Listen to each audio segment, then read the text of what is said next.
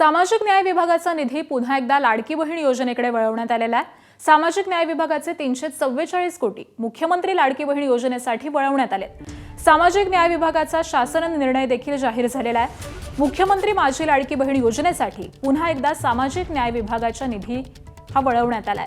लाभार्थी महिलांना जुलै महिन्याचा हप्ता देण्यासाठी सामाजिक न्याय विभागाच्या तरतुदीतून 344 कोटी 74 लाख रुपये महिला आणि बालकल्याण विभागाकडे वळवण्यात आले।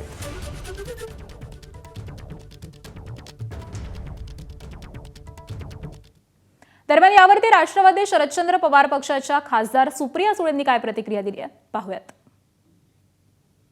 मी महाराष्ट्राच्या माननीय मुख्यमंत्र्यांना पत्र लिहिणार आहे की महाराष्ट्रात चाललंय तरी नक्की काय। फायनान्स डिपार्टमेंट आज त्यांच्याचकडे आहे आणि ज्या पद्धतीने डिपार्टमेंटल पैसे एका डिपार्टमेंटचे पैसे दुसऱ्या डिपार्टमेंटला आणि सामाजिक न्याय असेल किंवा ज्या सोशल जस्टिसच्या स्कीम्स आहेत, आदिवासी आहे, जो कष्ट करणारा आहे, जो ज्याला न्याय द्यायच्यासाठी आम्ही दिल्लीवरनं कार्यक्रम बनवून पॉलिसी करून पाठवलेली आहे, त्या पॉलिसीला केराची टोपली दाखवली जाते। हे अतिशय अयोग्य आहे, चुकीचं आहे आणि मला असं वाटतं माननीय मुख्यमंत्र्यांनी तातडीने ह्याच्यात लक्ष घातलं पाहिजे। एबीपी माझा, उघडा डोळे बघा नीट।